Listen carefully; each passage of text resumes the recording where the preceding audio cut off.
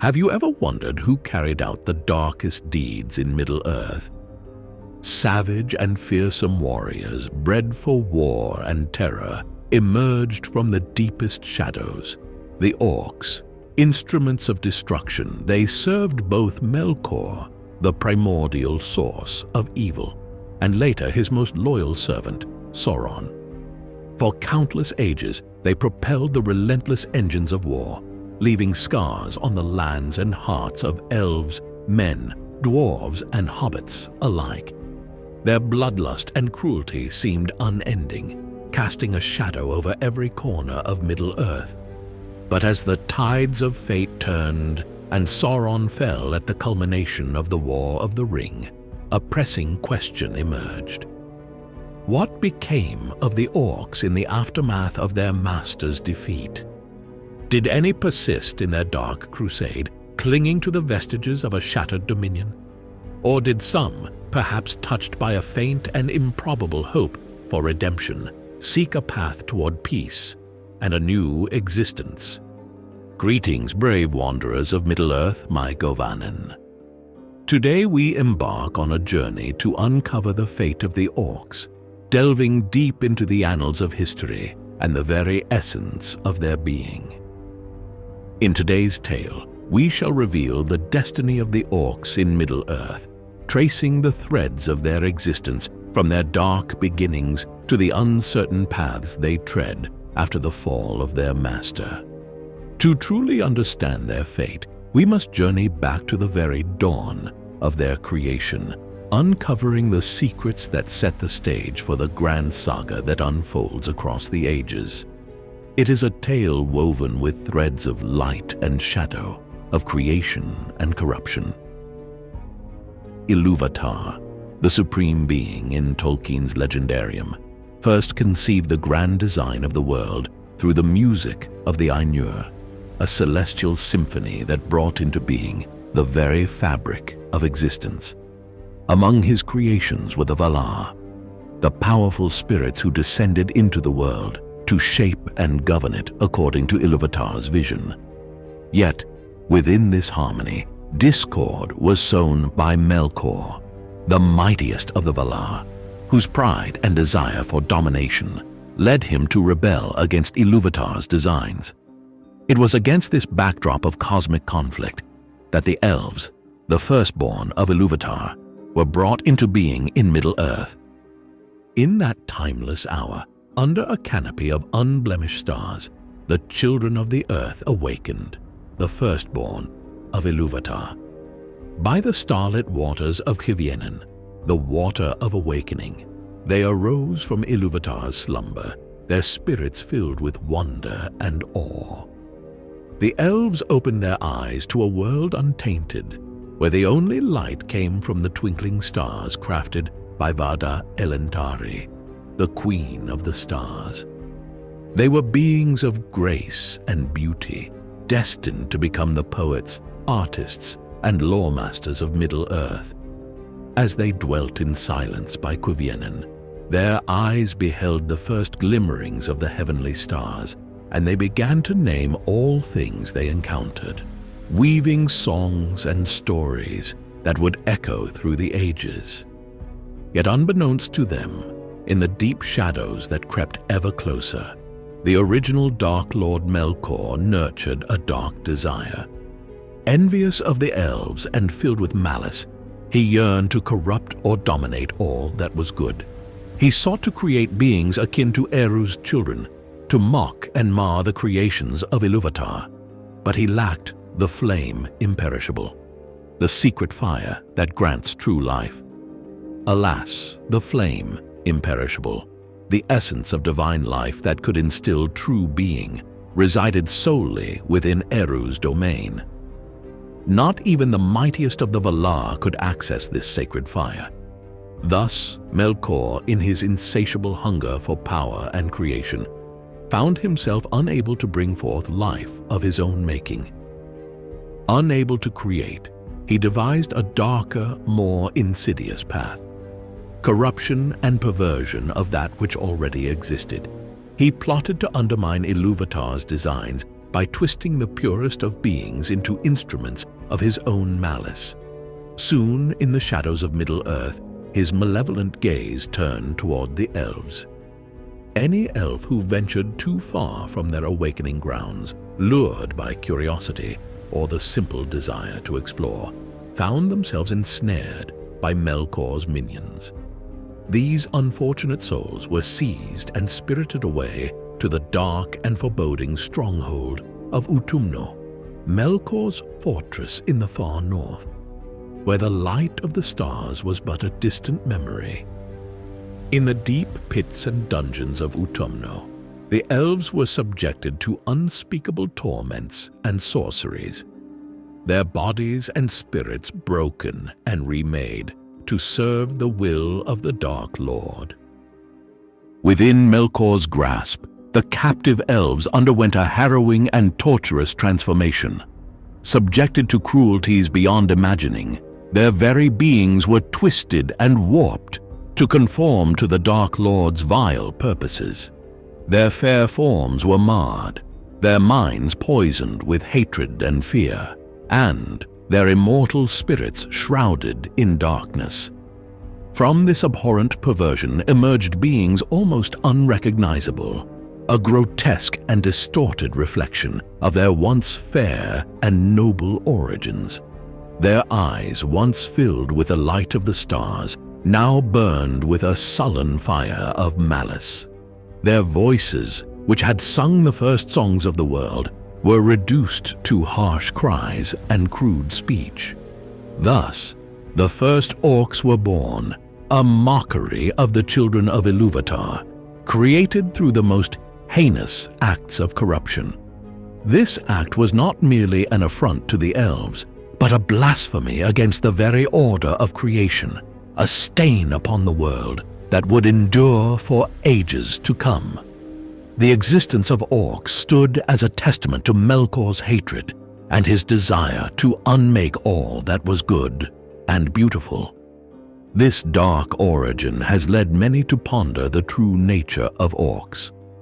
As corrupted elves, it might be assumed that they would share both the destiny and the enduring lifespans of their elven kin, immortality, and an eventual return to the halls of Mandos after death. Yet, within Tolkien's grand narrative, a recurring theme emerges. Evil has the power to corrupt and destroy, but never to create anew. Melkor's twisted creations always pale in comparison to their original forms, lacking the grace, beauty, and inherent goodness imbued by Ilúvatar. The corruption inflicted upon the elves was so profound that it severed the Orcs from the natural order. Their immortality became a curse rather than a gift, binding them to a life of perpetual malice and suffering. The philosophical implications are profound, suggesting that evil in its essence is parasitic, relying on the subversion of what is good rather than producing its own substance. Melkor and later Sauron could manipulate and pervert, but they could not truly create life or beauty. Their attempts resulted only in grotesque imitations, hollow and devoid of true spirit. The Orcs, therefore, became symbols of this corruption, a tragic embodiment of how far the noble can fall when subjected to the forces of darkness. Orcs are no exception to this principle of diminishing returns in the hands of evil. Contrary to the assumption of shared longevity with the elves from whom they were twisted, they are, in fact, diminished beings with notably shorter lifespans. The corruption inflicted upon them not only marred their physical forms, but also stripped them of the gifts bestowed upon the firstborn. They can be slain in battle, succumb to disease, and age in a manner more akin to mortal men than to immortal elves. Unlike the Quendai, they do not possess immortality. Their spirits do not endure beyond the confines of their tormented lives. Indeed, they seem inherently short-lived compared to the longer-lived races, such as the Edan, the noble houses of men who allied with elves. This mortality further distances them from their origins, anchoring them firmly in the realm of the finite and the corruptible. It raises questions about the destiny of their souls and whether they are bound to the same fate as other children of Ilúvatar, or if they are forever lost to the void. The orcs' diminished lifespans also reflect the unsustainable nature of evil, a force that consumes and destroys rather than nurtures and preserves. With an understanding of the making and nature of orcs, let us now let the winds of war carry us forward as we turn our gaze to the forces and factions that played their parts in the climactic events of the War of the Ring. The Third Age was a time of great strife where the shadows lengthened, and the Dark Lord Sauron sought to reclaim his lost dominion over Middle-earth. Within the walls of Dol Guldur, the Hill of Sorcery, dwelled a formidable host of orcs and other foul creatures. This stronghold, nestled in the southern reaches of Mirkwood, served as a key outpost for Sauron's forces, threatening the realms of the free peoples from the east. As we step into the haunting corridors of this great fortress, let us recall Haldir's description, a place where the very air seems thick with malevolence, and the trees whisper tales of dread. Dol Guldur was not merely a fortress, but a symbol of the encroaching darkness, a malignant growth that poisoned the land around it. It was from here that Sauron, disguised as the necromancer, spread his influence, and from here that his armies marched to wage war upon Lothlorien and the woodland realm.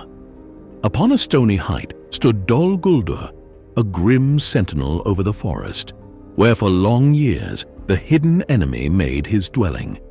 The elves feared that it was once more inhabited, and indeed, its power had grown sevenfold. The orcs from Dol Guldur posed a significant menace to the elven realms of Lothlorien and Mirkwood. These creatures, driven by the will of Sauron, launched relentless assaults upon the elven strongholds. Thrice did Dol Guldur's forces assault Lothlorien, and thrice were they repelled by the valor and sorcery of Galadriel and Celeborn, and the steadfastness of the Galadrim. The battles were fierce, with dark sorceries clashing against elven enchantments, and the woods themselves seeming to rise in defense of their guardians. The elves, though fewer in number, held a deep knowledge of the land and wielded powers that the orcs could not comprehend. Their resilience in the face of overwhelming odds became legendary, a beacon of hope amidst the encroaching darkness. The repeated failures of the orcs to conquer Lothlorien underscored the limits of Sauron's reach and the enduring strength of the free peoples. Alongside their assaults on Lothlorien, the relentless orcs also launched simultaneous attacks upon Mirkwood, seeking to crush the elven kingdoms between hammer and anvil. The dense and shadowed forest of Mirkwood became a battlefield as the orcs clashed with the forces of King Thranduil. The elven king, renowned for his wisdom and prowess, rallied his warriors to defend their woodland realm.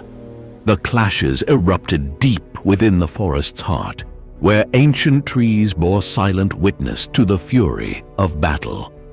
The steadfast elven defenders stood resolute, utilizing their intimate knowledge of the forest to outmaneuver and outfight the orcish hordes. Arrows flew like rain, and blades flashed amidst the gloom, as the elves fought not just for their lives, but for the preservation of their home. Amidst the echoes of these battles, countless orcs fell before the fierce resistance they met. The bravery and skill of Thranduil's forces turned the tide, and the invaders were driven back in disarray. In the aftermath, Celeborn, undeterred by the toll of war, led an offensive force against the remnants of these orcs. Uniting the forces of Lothlorien and Mirkwood, they sought to cleanse the forest of the lingering shadows, pushing ever closer to Dol Guldur itself. Celeborn, wise and courageous, rallied the host of Lothlorien for a decisive strike against the darkness that had long plagued their lands. In a bold maneuver, they crossed the great river Anduin in many boats, their banners unfurling in the wind, a sight unseen for many lifetimes of men. United with the forces of Mirkwood, they laid siege to Dol Guldur. The battle was fierce, but the combined might of the elves prevailed. Galadriel, the Lady of Light, whose power was unmatched among the Eldar remaining in Middle-earth, played a pivotal role. With her profound wisdom and mastery of ancient arts, she tore down the walls of Dol Guldur, exposing its festering depths to the cleansing light. The fortress that had stood as a bastion of evil was reduced to ruin, and the forest began to heal from the corruption that had long afflicted it. Meanwhile, Saruman the White, once the chief of the Istari and a member of the White Council, had fallen into corruption himself. From his stronghold in Isengard, he commanded a formidable host of Orcs and the fearsome Uruk-hai, a new breed of Orc, stronger and able to endure sunlight.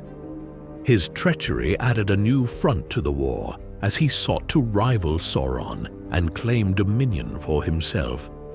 The forces he unleashed would bring devastation to the lands of Rohan and beyond, spreading the blight of war even further across Middle-earth. Yet in the decisive battles at Helm's Deep and Isengard, Saruman's forces met their doom. At Helm's Deep, the valiant Rohirrim, led by King Theoden and bolstered by Aragorn, Legolas, and Gimli, held the fortress against overwhelming odds. The Uruk-hai and Orcs besieged the Hornburg, but through courage and strategic brilliance, the defenders endured. The arrival of Gandalf the White with reinforcements turned the tide, scattering the besiegers. At Isengard, the Ents, the ancient and mighty guardians of the forests, awoke to action led by Treebeard. Enraged by Saruman's wanton destruction of their trees, they marched upon Isengard in what became known as the Last March of the Ents.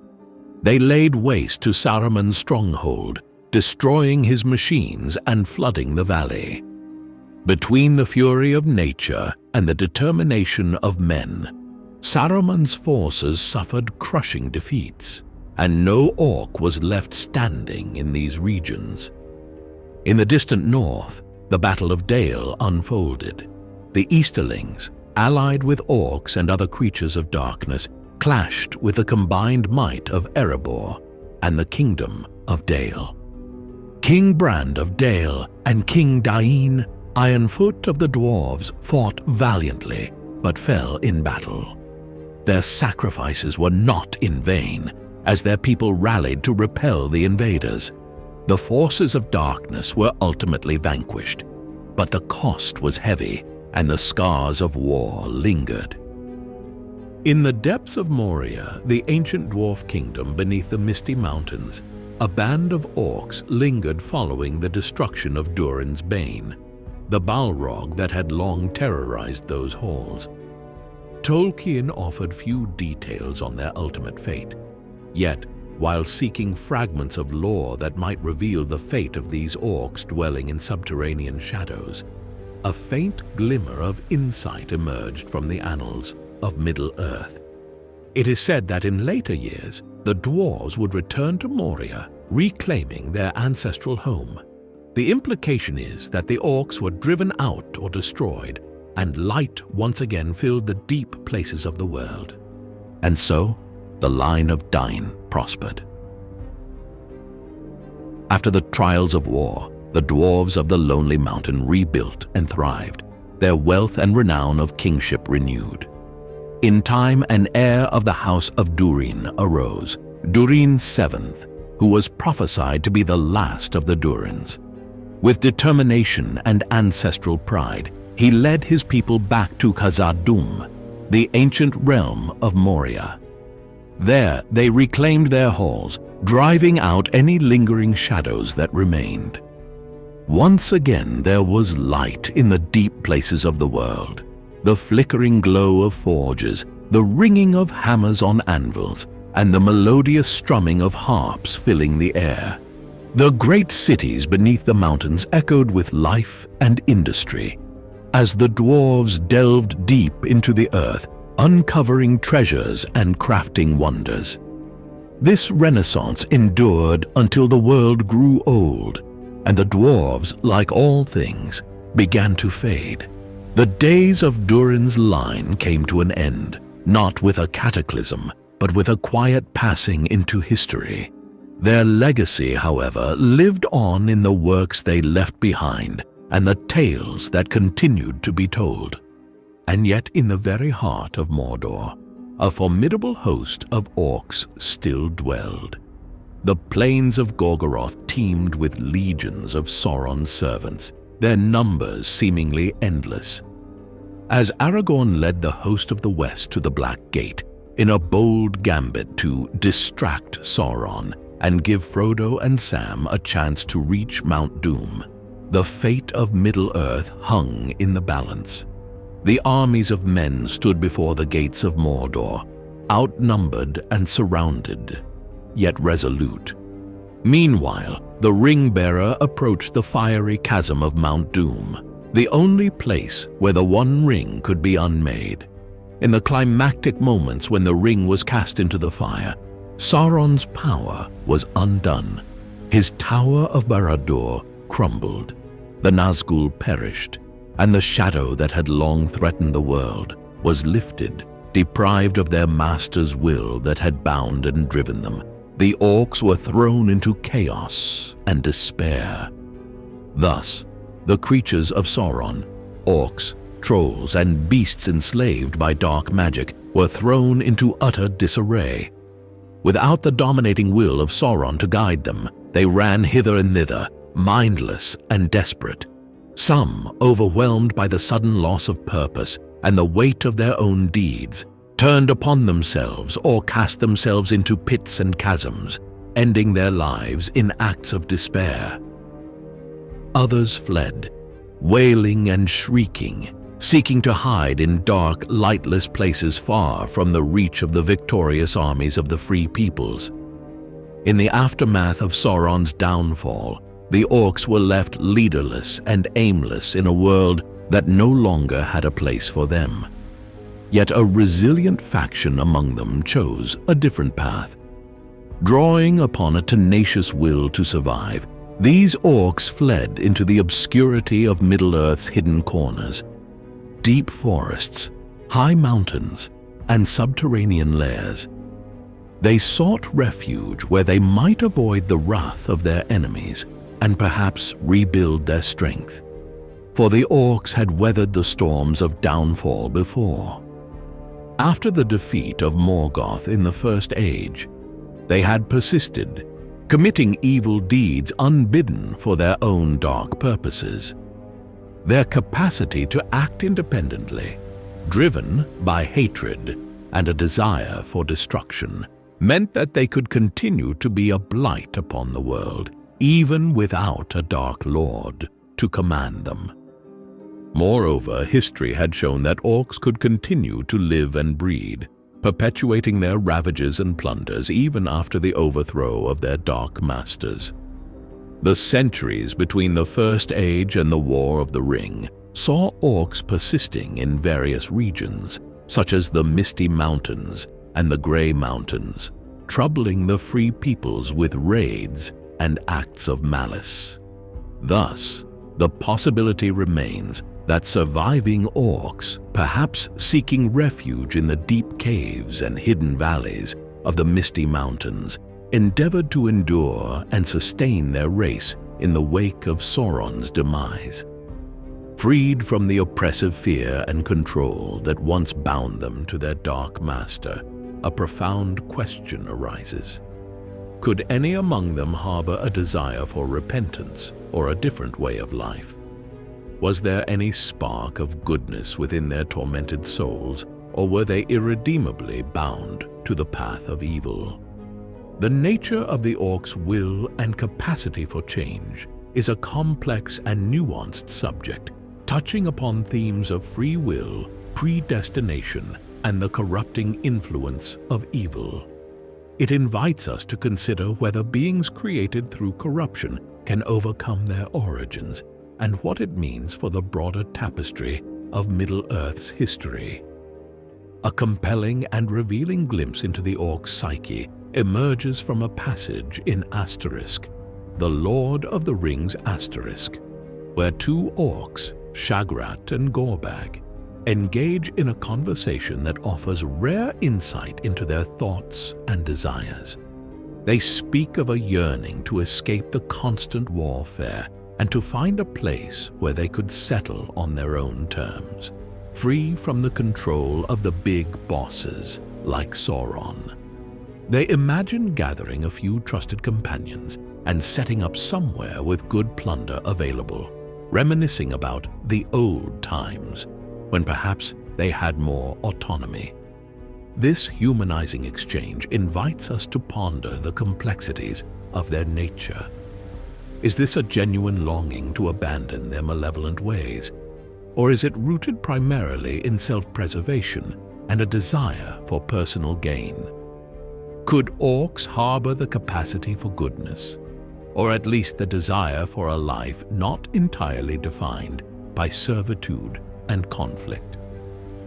Tolkien touches upon this very subject in his writings, particularly in letter 153. He discusses Orcs as some of Morgoth's greatest sins, abuses of his highest privilege. He describes them as creatures begotten of sin and naturally inclined toward evil. Tolkien ponders whether Orcs could be redeemed, or if they were irredeemably bound to their corrupt nature. In his reflections, Tolkien admits that he nearly described Orcs as irredeemably bad, but hesitated, recognizing that doing so would contradict the idea that all beings are part of the world, which is ultimately created by Eru Ilúvatar and fundamentally good.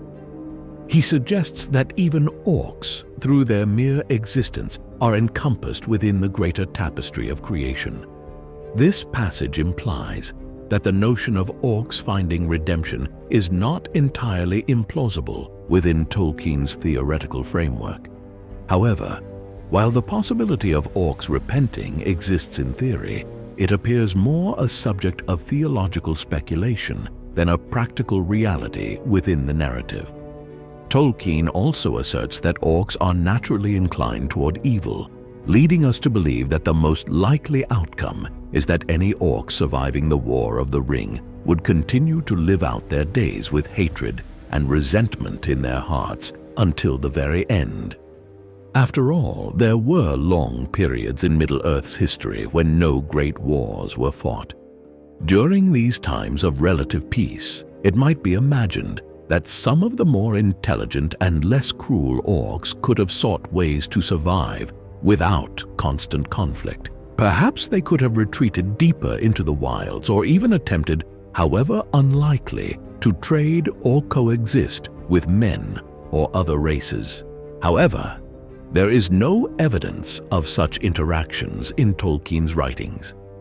The Orcs remain consistently portrayed as antagonistic and malevolent, with no recorded instances of peaceful coexistence. Another indicator of the Orcs' fate lies in Tolkien's contemplation of a sequel to Asterisk, the Lord of the Rings Asterisk, tentatively titled Asterisk, the New Shadow Asterisk. In this proposed story, set in the early years of the Fourth Age, the primary antagonists are not Orcs, but men, specifically disillusioned men who fall into corruption and darkness despite the victory over Sauron. The notable absence of Orcs in this outline provides a compelling clue to Tolkien's intentions, suggesting he did not envision a lasting existence for the race of orcs in the world after Sauron's fall. Their omission implies that they either dwindled into insignificance or were eradicated in the years following the War of the Ring. Tolkien seemed more interested in exploring the recurring capacity for evil within men themselves, indicating a shift in focus from external threats to internal moral struggles. In conclusion, the fate of the orcs aligns closely with the downfall of their lord, Sauron. Without a figurehead to rally around and instill fear and obedience, the surviving orcs of Middle-earth likely fragmented into small, isolated tribes dwelling in caves, mountains, and other remote places.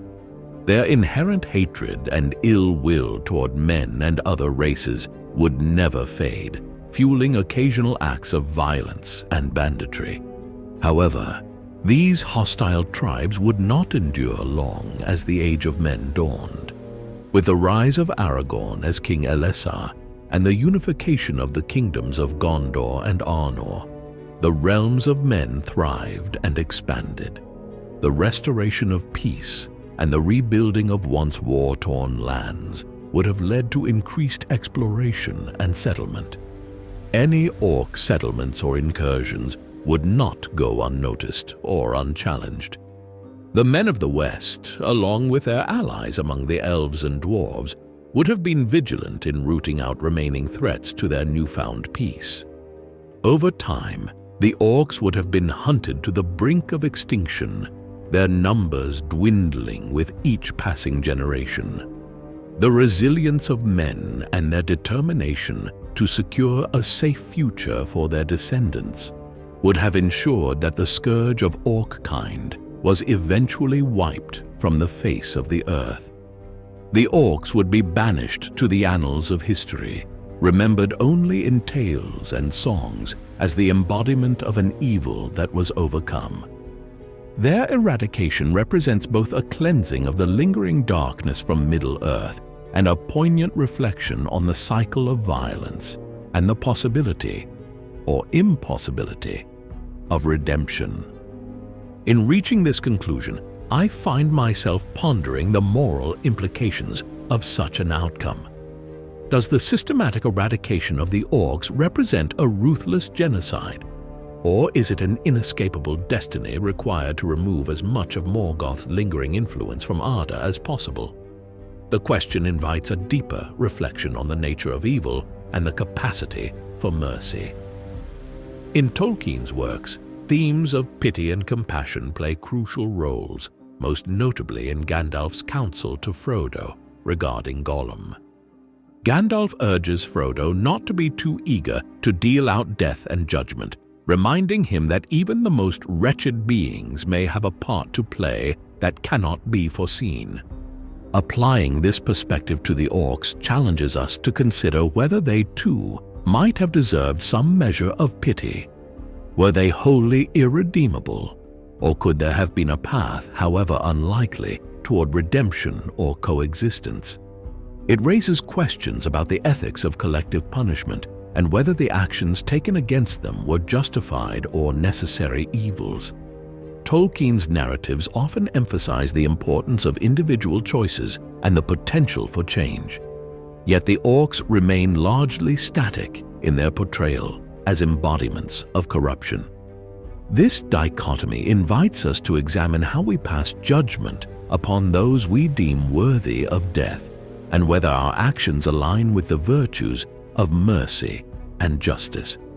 It reflects the complexities of war and the difficult decisions faced by those striving to build a better world. Ultimately, the fate of the orcs serves as a somber reminder of the costs of victory and the unresolved tensions between justice, vengeance, and compassion in the aftermath of great conflict. As our journey through the enchanted realms of Middle-earth draws to a close, we find ourselves reflecting on the rich tapestry of history, myth, and morality that Tolkien has woven. The fate of the Orcs is but one thread in this vast and intricate narrative, inviting us to ponder profound questions about creation, corruption, and the potential for redemption.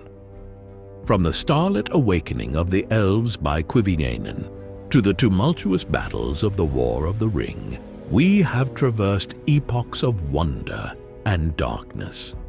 I invite you now to light the beacons and call for aid, not against encroaching armies, but in the spirit of shared exploration and fellowship. If you have enjoyed today's exploration, remember that every like, share, and subscribe is a beacon of support that helps me continue to delve into the depths of Tolkien's world and bring more tales like this one to light. Your engagement fuels this journey, allowing us to uncover hidden lore and unravel the mysteries of Middle-earth together. Don't forget to join the discussion by sharing your thoughts and theories in the comments below. I always cherish hearing your insights and perspectives, for it is through shared dialogue that we deepen our understanding and appreciation of these timeless stories. What are your thoughts on the fate of the Orcs? Do you believe redemption was possible, or were they bound irrevocably to their dark paths? Thank you for tuning in and walking this road with me. Until our paths cross again, may the stars shine upon your faces. Farewell, fellow travelers, and may your own journeys be filled with wonder and discovery.